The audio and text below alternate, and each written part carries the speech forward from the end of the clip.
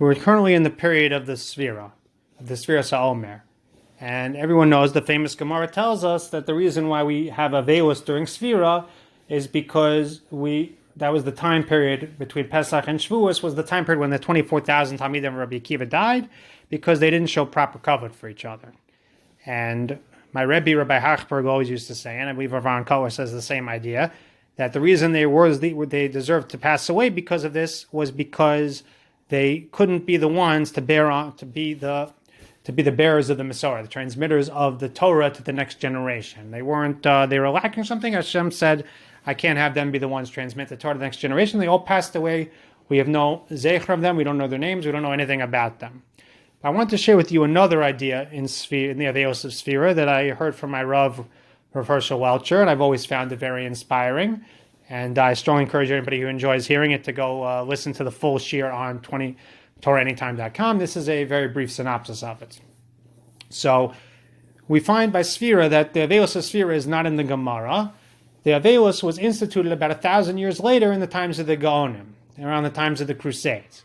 And the question is, imagine if we would come today and try to inaugurate a new mourning period for something that happened 1,000 years ago. It would be quite puzzling. So what's the pshat in it? So if we look at the Gemara, the Sefirah Gemara, the story of the Gemara, so it's a very beautiful Gemara. The Gemara quotes a pasuk. The Gemara quotes a pasuk. The pasuk in Koheles, "Baboker zara es zarecha." In the morning you should plant your seed. In the evening, do not lay your hand off from continuing to do such work, because you don't know which one will be the kosher one, or if they'll both be good. The Gemara gives a few applications of this principle. One of them is Rabbi Yeshua says a person had children in his youth, he should have children again in his old age. You don't know which children will be the ones to carry on your legacy, which ones will be the kesherim. So Rabbi Akiva says that if a person had talmidim in his youth, he should have talmidim again in his old age. As it says that the Gemara says the story, there were 24,000 talmidim Rabbi Akiva, and they all died in one pack because they weren't knowing covet each other. The world was shamem, the world was bereft of Torah, and Rabbi Akiva's new talmidim came and he taught them. They were Rabbi Meir, Rabbi Yehuda, Rabbi Yossi, Rabbi Shimon Bar Yochai, and Rabbi ben Shemua. And they were the ones who were maimed the Torah, right? Rabbi Meir was the Rebbe of Rabbi Yehuda Nasi, wrote down the Mishnayos, Rabbi Shimon Bar Yochai wrote the Zohar. Everything that we have comes from Rabbi Akiva's Masorah. So the Gemara is teaching us a beautiful lesson. The Gemara is teaching us that if we analyze the story of Rabbi Akiva, he came first to learn at age 40 years old, and he almost gave up, and he took Mussar from Iraq and the water, and he came back, and he built up a yeshiva of 24,000 talmidim, unheard of.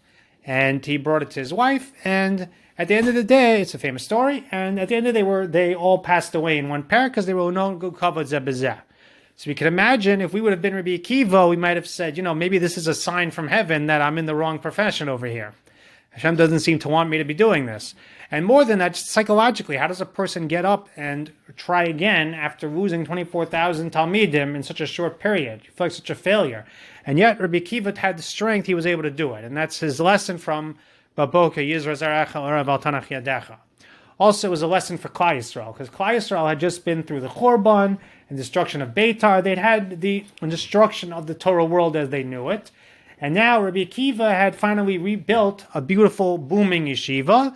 And then they all passed away in that time. And it says Ha'olam Shamim. It says that they were bereft of Torah in Klal Yisrael, I guess in the sense of, people obviously had learning, but in terms of passing the Masorah on, they were bereft.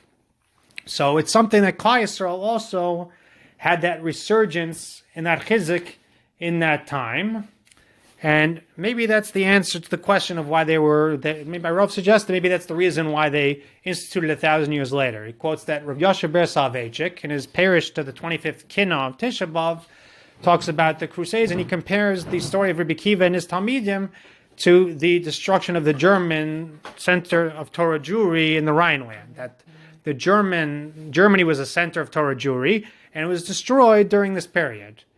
And we have almost no recollection of it whatsoever. But we do have that Rashi came from there, and he went, and he started a center of Torah in France. And that's what we have today. We have Rashi, we have Tos. Those are our keys to the Gemara. That's what we have today. And so the idea being that there was this that the Rav makes a parallel between Rashi and Rabbi Akiva. And my Rav suggested that maybe that's the reason why they were misakein in the time of the Crusades, was to give the people, to give Klal Yisrael that chizuk from the story of Rabbi Akiva and his talmidim, that in fact there could be a resurgence of Torah, there could be a rebuilding. And it could be that's what we celebrate on Lag Baomer. Different pshat than what we celebrate, but Chida's pshat, quoted in the Tov Ayin, is that what we celebrate on Lag Baomer is that was the day when Rabbi Akiva got these new 5 talmidim and brought about the rebirth of Torah in Klal Yisrael again. Just some ideas for Lag Baomer and Sefirah. Wishing everyone the best, and that they should have a meaningful Sefiras HaOmer and a meaningful Lag Baomer.